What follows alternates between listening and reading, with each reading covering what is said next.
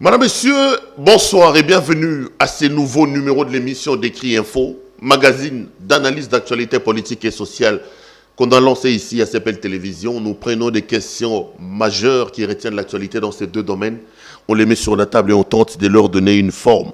Nous ne disons pas que ce que nous disons ici est une parole d'évangile.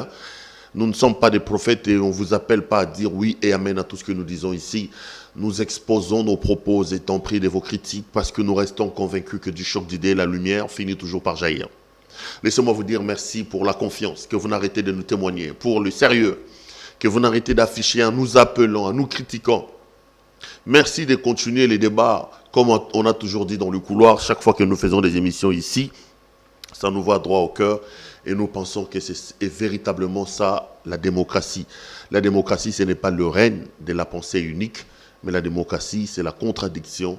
Il faut apprendre à accepter la contradiction et à discuter lorsqu'il y a des problèmes qui arrivent. L'actualité dans le pays reste dominée, vous le savez, par les consultations lancées par le président de la République. Félix Antoine Tshisekedi Tshilombo a finalement précisé sa pensée par rapport au début à ma consultation. Boyebi Mokonzambo kasala ki discours. Na mekali oto samedi na sa l'émission na Lingala, émission mon na Lingala. Mokonzamboka a lancé qui na message na ye na mboka alobaki que a lancé ma consultation. Je me retrouve encore dans ces phrases lorsqu'il a dit que dès la semaine prochaine, je vais lancer une série de contacts afin de consulter les leaders politiques et sociaux les plus représentatifs pour créer une union sacrée de la nation. Et Nasugaï Koloba que cette union sacrée-là vise aussi la refondation de l'État par rapport à la participation et à la gestion de la République. Tous de là qui, les gens commençaient un peu à douter, mais finalement, communiqué Moko, directeur des cabinets, ad intérim, il y a président de la République, a signé qui lobby, et ça a annoncé que le président de la République a zobanda ba consultation à partir de lundi.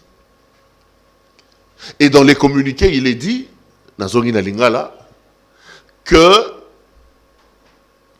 bato bakoya na mayangani o wana ya mokonzi ya mboka selon ba invitation au bakotine de la bango et puis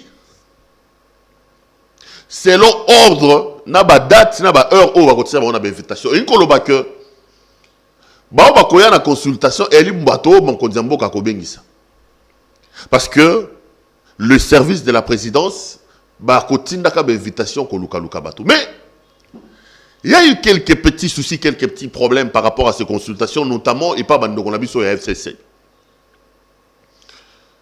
Bandeko et FCC, moi, panique et koti na kana bango. Moi, mbilinga et koti na kana bango. Les déclarations un peu à l'emporte-pièce se font entendre chaque jour qui passe. Je vais tenter de retrouver, d'ailleurs, certaines de ces déclarations. Parce que vous le savez que le président de la République a rencontré Batonaye, Joseph Kabila, plutôt Mokonzambo Kao Yakala. Ayambaki, député, sénateur Yaye. Et information, c'est ça qu'on a annoncé que pour éviter débaucher certains, pour éviter que certains soient consultés, Kabila a décidé d'amener les chefs des partis politiques et des plateformes du FCC à Kissan Touamboué la Lodge, chez Antoine Gonda. C'est une habitude que Kabila a inaugurée depuis longtemps. On a vu que lors des grands événements, surtout des événements électoraux, que ce soit à l'Assemblée provinciale, surtout d'ailleurs dans les assemblées provinciales, le FCC de Kabila avait pour habitude de séquestrer complètement les sénateurs ou les députés. On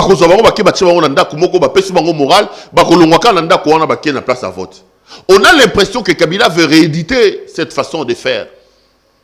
Parce que les informations indiquent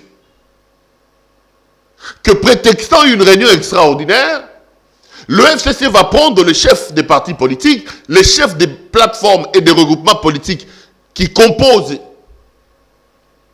le FCC et ils vont aller se retirer à Mbouela Lodge à Kisanto pour empêcher que toute manœuvre de débauchage s'opère. J'ai également entendu certains critiquer ces débauchages-là.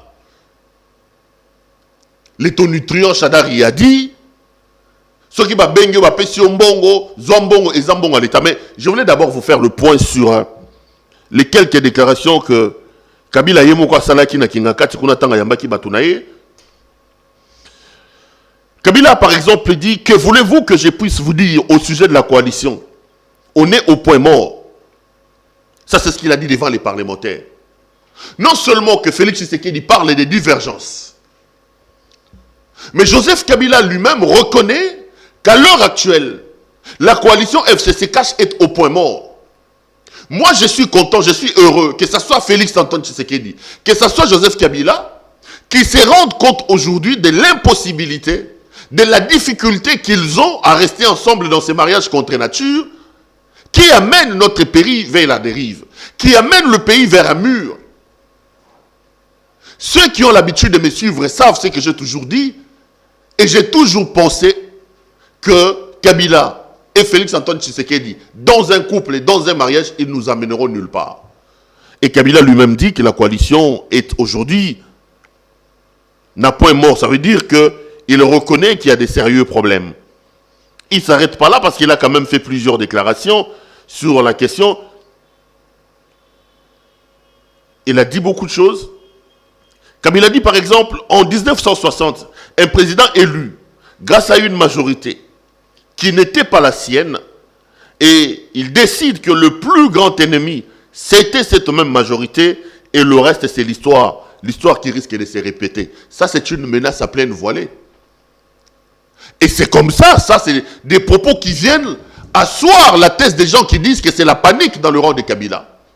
Lorsque Joseph Kabila va évoquer 60 en disant que l'histoire risque de se répéter, il veut dire quoi exactement? Qu'en 1960, un conflit a eu lieu entre d'un côté Joseph Kasavubu et de l'autre Lumumba Patrice, l'un ayant décidé de démettre l'autre, l'autre ayant fait la même chose. Ça crée un petit problème et ça a permis à Mobutu de prendre dans un premier temps le pouvoir. Kabila veut agiter cette affaire-là. Kabila veut nous faire croire que toute opération qui vise à l'anéantir risque de produire les effets de 1960. Il peut d'une certaine manière avoir raison, mais je pense moi sincèrement que les contextes ont changé. La première des choses, c'est que déjà en 60, nous étions dans un régime parlementaire. Et en 60, même le président de la République devait avoir une très bonne assise au Parlement. À l'heure actuelle, le président de la République est irresponsable devant le Parlement. En 1960, les Congolais sortaient d'une situation de colonisation.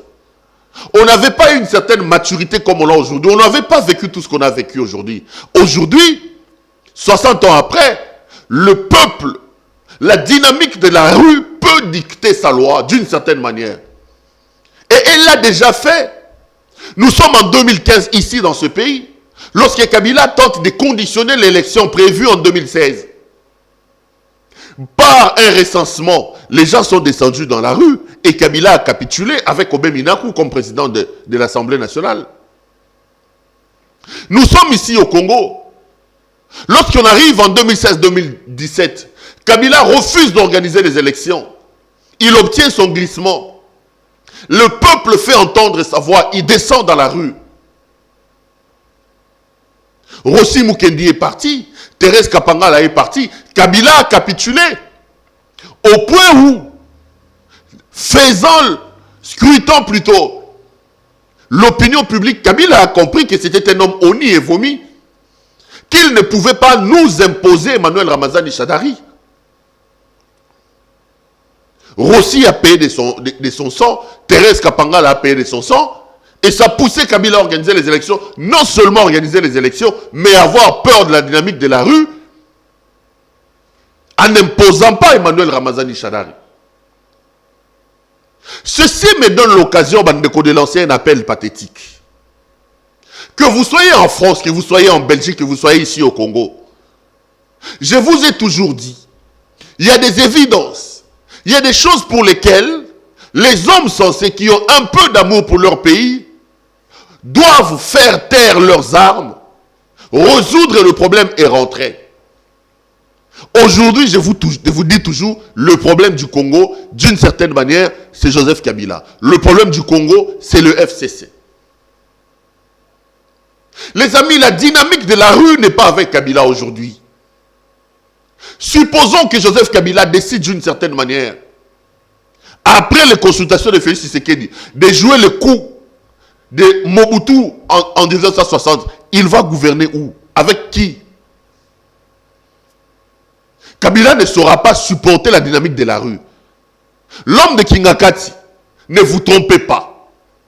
J'ai l'impression que chaque jour qui passe, les gens minimisent les Congolais, mais ces peuples commencent petit à petit à démontrer une certaine maturité politique au point de s'exprimer et d'exprimer sa volonté.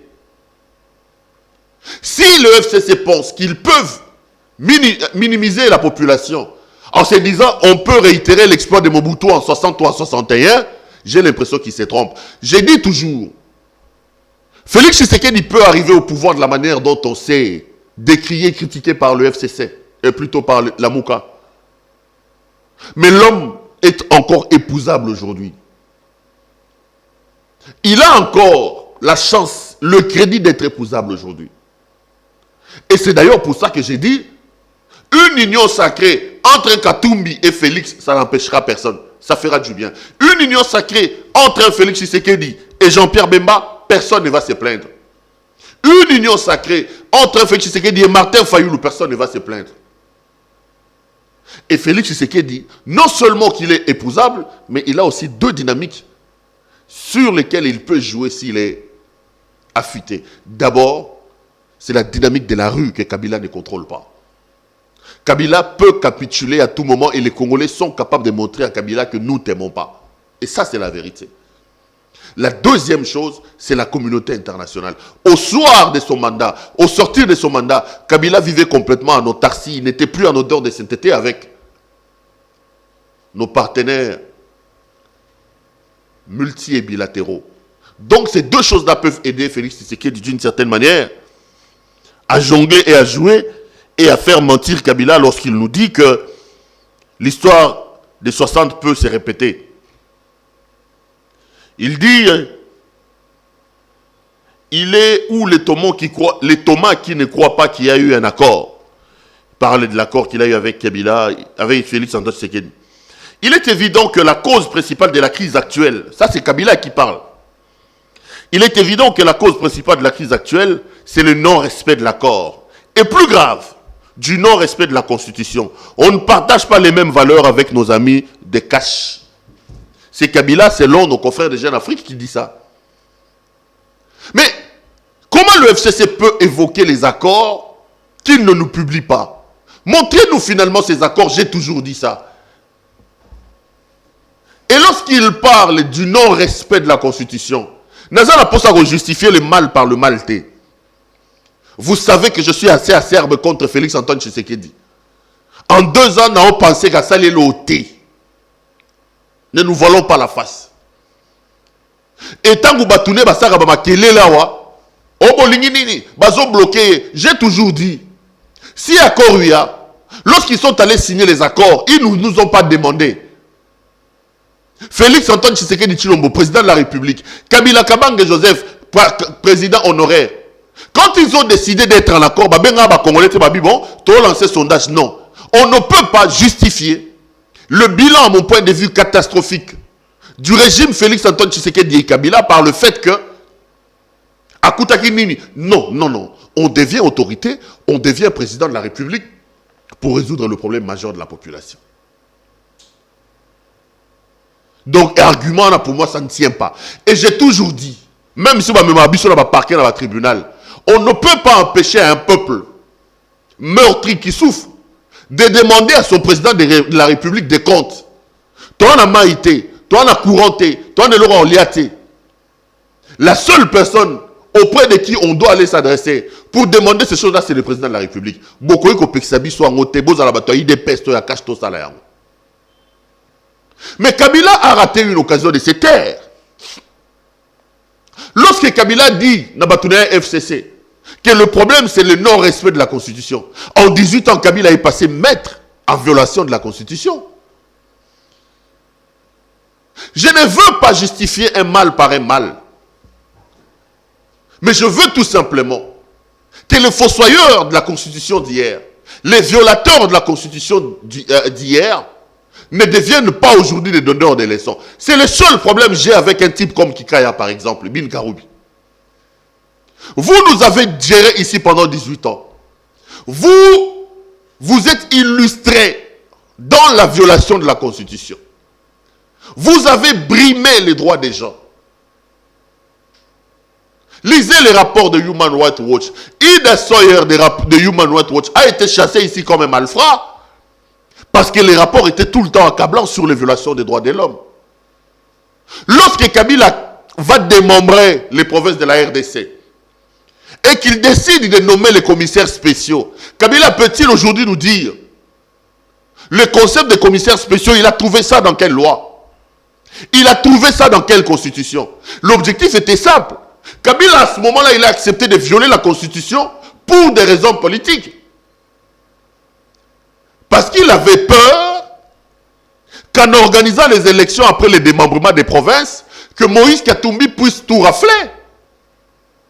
La seule possibilité qu'il avait pour bloquer la machine Katumbi, c'était de violer la Constitution. Il a violé la Constitution au vu et au su de tout le monde.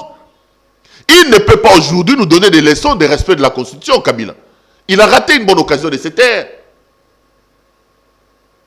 Où Kabila a-t-il puisé les 2 ans entre 2016 et 2018 pour rester au pouvoir? La Constitution dit 90 jours avant la fin de son mandat. Le pays doit organiser les élections. Son mandat s'est terminé en 2016, mais Kabila a organisé les élections en 2018. Débaucha à gauche et à droite les Badi Banga, les Tchibala et les autres. Est-ce que ça c'était le respect de la Constitution? Lorsque Kabila nomme Kalev Mouton d'ici et que les deux décident de transformer l'ANER à une agence répressive, un peu comme une véritable agence des nazis qui tuaient les juifs, c'était le respect de la Constitution? Posez la question à Jekoko Moulumba, posez la question à Jacques-Claude Mouyambo. Kalev était le maître du ciel et de la terre. Il décidait du sort et même de la vie des gens. J'ai des amis qui sont allés à l'ANER parce qu'on a trouvé un numéro dans son téléphone et qui ont fait 9-10 mois là-bas, dans des conditions horribles. Est-ce que ça, c'était respecter la Constitution? Monsieur Kabila, à un moment donné, il faut apprendre à se taire. C'est exactement la même chose que je vois avec Marie-Olive Lembe Kabila. Vous êtes épouse de quelqu'un qui, en 18 ans, a détruit le pays. Il part, il nous laisse aucun hôpital. Sérieux, digne de ces noms. Plus de 100 millions de dollars américains jetés à l'hôpital du Cinquantenaire. Ils nous ont fait croire que c'était le meilleur hôpital. Aujourd'hui, qui va se faire soigner là-bas? L'hôpital du Cinquantenaire est aujourd'hui réputé être un funérarium. C'est là-bas que les gens vont. La plupart, on va à l'hôpital du Cinquantenaire pour la morgue et l'organisation des obsèques. Mais entre-temps, sa femme va inaugurer un hôpital somptueux à Bibois. Caméra, trompette. Ils vont paupériser une population. Ils nous volent tout. Ils nous prennent tout. Aujourd'hui, ils se font passer pour des humanitaires. Alors, ils viennent donner des miettes, caméra à l'appui. Tantôt, c'est une sortie humanitaire, tantôt, c'est politique. Il dit que le président doit respecter la Constitution, alors que son propre mari, qui dormait sur un même lit avec lui, n'a pas respecté cette Constitution-là.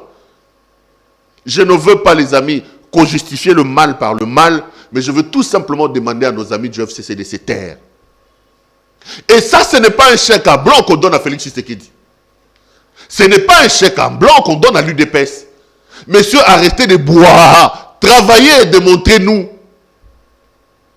Vous êtes au pouvoir, vous avez voulu le pouvoir, vous y êtes. Quel est le bilan? Qu'est-ce que vous avez fait?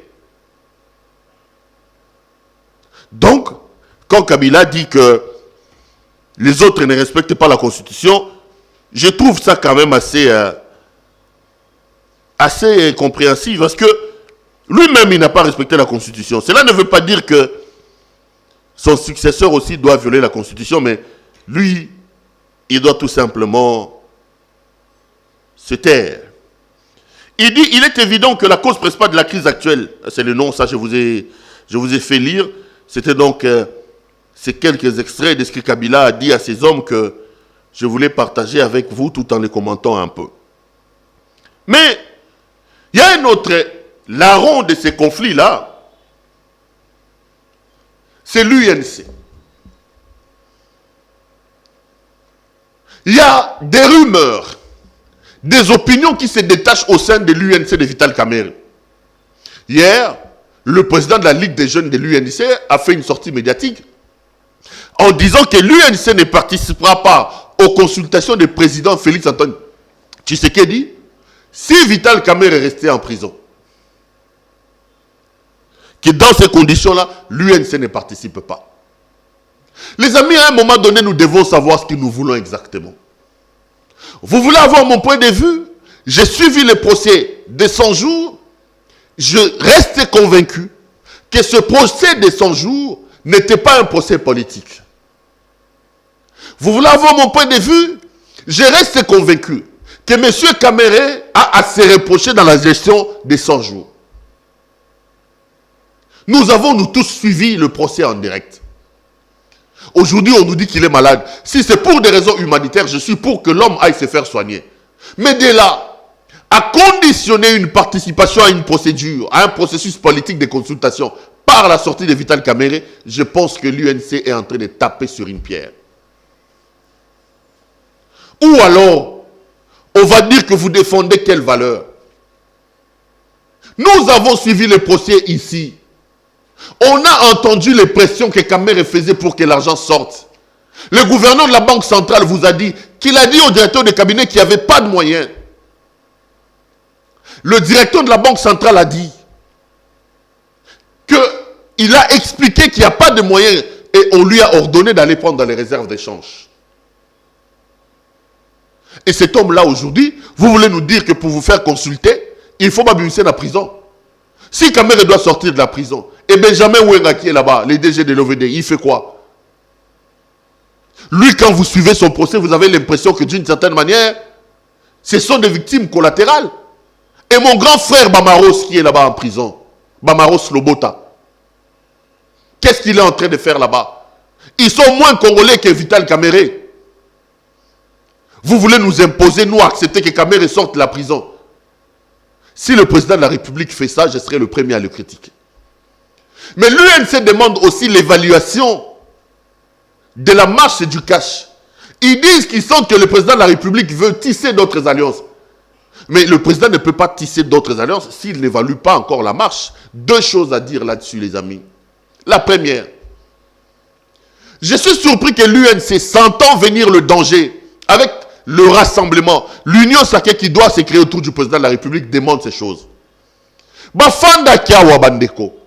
Nous, on les a alarmés ici, on leur disait, faites attention, vous êtes en train de dormir. Botala Kabila, Lelo Batouake Kingakati, Lelo Bakeboy. Cache régneuse à la raté. Comme ils étaient au pouvoir et que Kamerhe avait la possibilité de donner des ordres au gouverneur de la Banque centrale, il y avait l'argent, il y avait tout. Personne n'avait besoin de l'évaluation. Personne. Aujourd'hui, qui sentent que l'idée de l'Union nationale est en train de germer et de naître, ils sont en train d'exiger l'évaluation. C'est une évaluation non pas pour le bien-être du peuple, mais une évaluation des positionnements. Ils veulent tout simplement dire, maintenant que vous voulez lancer une union nationale, quel est notre sort? Un peu pour dire qu'à l'UNC de Vital Kamerhe, ce qui intéresse, c'est le positionnement. C'est des questions de positionnement et non pas des questions liées à l'intérêt général du peuple. On ne peut pas lancer une union nationale, il faut d'abord qu'on discute de la situation, qu'on discute de l'état de la coalition FCC-Cash. Non. Vous étiez dans la distraction ici, vous n'avez pas demandé ça. Deuxième chose. Demandez à Félix Antoine Tshisekedi aujourd'hui de se lancer dans une évaluation de sa coalition Cash, c'est réducteur pour lui. C'est mon point de vue. Parce que quand vous suivez son discours, il dit aucun engagement politique, je ne laisserai aucun engagement politique primer sur mes prérogatives constitutionnelles et sur l'intérêt supérieur du peuple. C'est-à-dire Félix veut se vendre en ce moment ici comme un père. Il veut s'émanciper de tous les accords. Ce qui est d'ailleurs une bonne chose. Parce qu'en 2 ans, la République a été affaiblie par ces accords. La République ne trouve pas son compte à cause de ces accords. Il était donc normal que le président de la République prenne les habits d'un chef et qu'il s'émancipe de ces accords. Lui demander aujourd'hui de rentrer pour évaluer notre accord qu'il a signé dans le cadre des Cash, à mon point de vue, ça sera très réducteur. Qu'il reste dans sa peau du président de la République. Premier élément, donc, c'est les 2 éléments que je voulais évoquer. Je pense qu'aujourd'hui, conditionner la participation aux consultations lancées par le président de la République par une sortie de Vital Kamerhe, c'est tout simplement un chantage de mauvais goût. Et ça ne rend pas service à Vital Kamerhe. On va voir comment les choses vont évoluer. Autre chose, j'étais ici avec Ferdinand Kambere, qui m'a dit que le PPRD et le FCC ne participeront pas aux consultations. On va voir. Les consultations commencent lundi, qui viendra, mais qui ne viendra pas. Heureusement que la position de Kabila, que la position du FCC et du Cash, et du PPRD, n'emprisonne pas d'une certaine manière le président de la République. Si le FCC et le Cash ne veulent pas suivre la machine, avec la population derrière, ils seront broyés. Et c'est à ce moment-là qu'ils comprendront la concrétisation de la prophétie de Kabound lorsqu'il leur disait qu'ils doivent apprendre à nager. Parce qu'ils vont traverser à la nage ici à Brazzaville. Mais dans cette panique-là, à gauche et à droite, ça m'a fait rire. Ça m'a fait rire et ça m'a confronté dans ma position de me dire, si on aime ce pays, on doit faire un effort pour briser le régime des plus forts. Pour faire que le texte soit respecté et que le texte et les lois soient au-dessus de nous tous. J'ai appris et j'ai vu Pius Mwabilu porter plainte contre la bande à... Comment il s'appelle? Kokonyang. Bandeko. Totiko Saranamabe. J'ai rigolé. Le même Pius Mwabilu ici, les taux nutrients Pius, c'est lui qui soutenait à cette époque-là les débauchages. C'est lui, Pius Mwabilu, qui soutenait les dédoublements. Il a même défendu ça au Parlement. Il est victime de ça aujourd'hui. Les valeurs, les amis, les textes, les lois nous protégeront mieux que nos positionnements. C'est la 1e fois que je suis en train de dire ça. Les lois, les valeurs, les textes nous protégeront mieux que nos positionnements. Les positions changent. Nous devons créer une société où les lois prennent les dessus sur nous, sur nos positions. Nous devons créer une société où les textes et les lois sont le socle de notre vie. Parce que la protection des textes, la protection des lois, à mon point de vue, est pérenne. Mais la protection des forts, la protection des positions peut disparaître à tout moment. Quand tu vois aujourd'hui le Pius Mwabilu s'agiter, aller porter les plaintes, c'est là que tu te rends vraiment compte que la vie c'est une roue, ça tourne. On n'a pas intérêt à se faire du mal. On n'a pas intérêt à créer des problèmes. Nous avons intérêt à travailler pour le pays. Nous avons intérêt à aimer ce pays, les amis. Chacun dans son coin, chacun dans ce qui l'intéresse. Malheureusement, cette culture-là, du patriotisme, de l'amour du pays n'est pas encore née. Moi, j'ai fait mon travail ici d'éveil des consciences. Si ça peut aider qu'un seul Congolais se réveille, je serai heureux. Et je dirai, oh Seigneur, merci, j'ai quand même fait un bon travail. Devant mon micro, un balayeur, un ceci, chacun peut également apporter sa pierre de contribution. Parce qu'au-delà de tout, c'est quand même notre pays. Et je veux toujours rappeler que c'est le seul, alors le vrai seul bien que nous avons en commun et que nos ancêtres nous ont laissé, ça sera également notre responsabilité de laisser ça à nos enfants. Les amis, j'ai été heureux de vous présenter cette émission. Je tiens à vous souhaiter de très très bons week-ends. À ceux qui sont en Europe, nos compatriotes qui sont là-bas, courage parce que je sais qu'il y a un reconfinement là-bas. Prenez très bien soin de vous, protégez-vous, appliquez les gestes barrières parce que le virus existe encore. Merci de tout cœur à vous de nous avoir suivis. Prenez soin de vous parce que chaque jour compte et chaque jour est une vie. Bonsoir chez vous.